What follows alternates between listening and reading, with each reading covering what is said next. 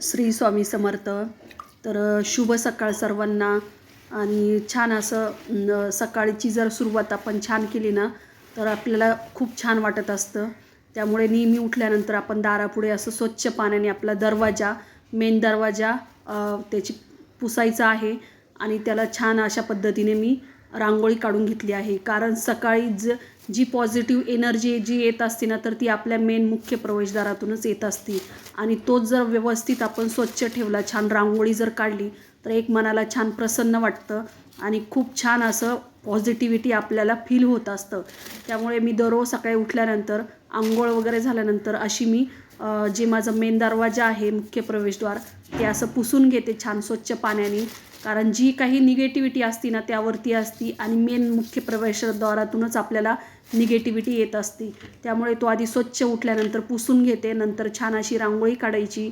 जसे जमेल तशी आपल्याला आपण रांगोळी काढू शकतो आणि छान अशी त्याची पूजा करायची. उंबऱ्याची जर पूजा केली तर दिवसभर आपल्याला प्रसन्न आणि पॉझिटिव्हिटी वाटत असती किंवा बाहेरच्या लोकांनाही छान वाटतं आणि जी काही निगेटिव्हिटी असेल ती तिथेच जळून जात असती.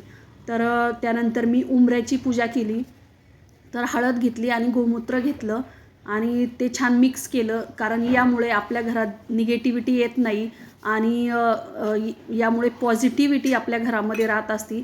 त्यामुळे तुम्ही दररोज किंवा दर शनिवारी किंवा दर अमावस्याला तुम्ही अशा पद्धतीने जर उंबऱ्याला जर हळदीचं लेपन जर केलं आणि त्याची पूजा करायची, स्वस्तिक काढायचं, फूल ठेवायचं. नमस्कार, श्री स्वामी समर्थ सगळ्यांना. तर ही बघा माझी दररोजची देवपूजा झालेली आहे आणि मी दररोज अशा प्रकारे देवपूजा करते. म्हणजे देवपूजा केल्यामुळे काय होतं तर आपल्याला छान आणि प्रसन्न असं आपल्याला वाटत असतं आणि काहीतरी एक समाधान होत असतं. कारण देवाची आधी पूजा करते मी आणि नंतर माझं जे काही काम असेल किंवा खाणं पिणं असेल तर ते करत असते. तर देवाला नैवेद्य दाखवणं, छान असं देवांची पूजा आणि सगळ्यात महत्त्वाचं म्हणजे महाराजांच्या सेवेमध्ये आल्यामुळे मला खूप छान चांगले चांगले अनुभव आले आणि माझ्या सगळ्या गोष्टी माझ्या मनासारख्या होत आलेल्या आहे आजपर्यंत. त्यामुळे मी सर्वात आधी महाराजांना मानते आणि महाराजांची आधी पूजा करते आणि मग बाकीच्या सर्व देवांची किंवा माझे नित्य जे काम असेल तर ते मी करत असते. तर तुम्ही बघू शकतात कशी मी पूजा केली. तर हे बघा, तुम्ही बघू शकतात कशी मी महाराजांची पूजा केलेली आहे आणि सगळेही देव आहेत त्यांना व्यवस्थित अगदी केंद्रात जसं सांगतात त्या पद्धतीने त्याची मांडणी केलेली आहे. आणि इथे जे आहे माझे ते सगळे गणपती आहे, अन्नपूर्णा आहे, बाळकृष्ण आहे आणि महादेवाची पिंड आहे. तर यांना सगळ्यांना मी असे छान छान छोटे छोटे हार केलेले आहे ज्यामुळे आपल्याला बघायलाही छान वाटतं आणि देवांनाही छान वाटतं असं. त्यानंतर माझं इथे श्रीयंत्र आहे जे मी तांब्याचं श्रीयंत्र आहे पितळाचं. तर ते 3,500चं घेतलेलं आहे. त्यामुळे घरामध्ये आपल्याला आजारी वगैरे पडत नाही किंवा लक्ष्मी प्राप्तीसाठी हे सगळ्यात मोठा तोडगा आहे. त्यानंतर शंकर आहे, प्रत्येकाच्या घरामध्ये शंकर हा असायलाच पाहिजे. त्यानंतर मी माझी नित्यसेवा करून घेतली. त्यानंतर मी महाराजांचं जप करत असते, 99 मंत्र जप करत असते, 3 अध्याय स्वामीचरित्राच्या करत असते. त्यानंतर महाराजांना दररोज नित्यनेवाने तुम्ही जे खातात त्याचा नैवेद्य सगळ्यात आधी खाण्याच्या आधी आपल्याला दाखवायचा आहे किंवा दररोज साखर दाखवली तरी चालेल, परंतु अशा पद्धतीने महाराजांची पूजा करून घेतली तर छान वाटतं आणि माझी नित्य अशी पूजा आहे. त्यानंतर मी जाणार आहे नेहमीप्रमाणे महाराजांच्या आरतीला, म्हणजे 10:30ची महाराजांची आरती आहे. तर चला, आल्यानंतर मी तुम्हाला तो व्हिडिओ दाखवते. तर मी केंद्रात गेले आरतीसाठी.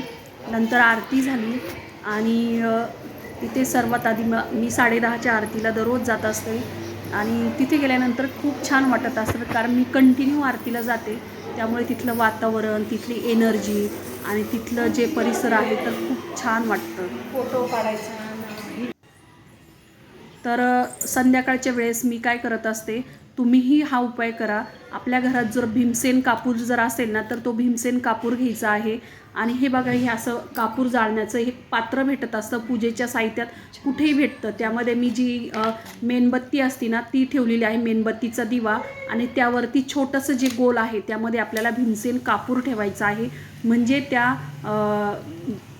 त्यावरती आपल्याला तो भीमसेन कापूर ठेवल्यामुळे तर तो छान असा मंद असा जळत असतो. खालून त्याला प्रकाश असतो, म्हणजे आपण त्याला दिवा ठेवलेला आहे आणि ते तापल्यानंतर छान असं ते जळतो. तो थोडा थोडा करून तो जळत असतो. त्यामुळे घरभर सगळीकडे छान असं पसरतो आणि निगेटिव्हिटी जात असते. तर मी आलेली आहे केंद्रातून आणि केंद्रात गेल्यानंतर खूप छान प्रसन्न वाटतं. मी दररोज 108 आरतीला जात असते महाराजांच्या केंद्रामध्ये. तर स्वामींची आरती झाल्यानंतर मी घरी येत असते, कारण आरती झाल्यानंतर कुठेही जायचं नसतं. तर मी घरी आले. तर मला तुम्हाला हे सांगायचं आहे की तुम्ही जर कोणत्या अडचणीत असेल, तुमची जर इच्छा पूर्ण होत नसेल, तर तुम्ही नक्कीच महाराजांची सेवा करा. मनापासून स्वामींना हाक द्या. बघा तुमची इच्छा लगेच पूर्ण होईल. हा माझा खूप मोठा अनुभव आहे आणि तुम्हालाही महाराज नक्कीच तुमच्या हाकेला धावून येतील. तर तुम्ही जर कोणत्या संकटात असेल किंवा काही तुमचे प्रश्न असेल, खूप बिकट प्रश्न असेल, जे सुटत नसेल, तर नक्कीच स्वामींच्या एकदा केंद्रामध्ये जा आणि महाराजांना तुम्ही विनंती करा. बघाच या तुमच्या दुःखातून किंवा तुमच्या प्रश्नातून तुम्ही नक्कीच सुटलेले असाल. हीच स्वामींचरणी प्रार्थना.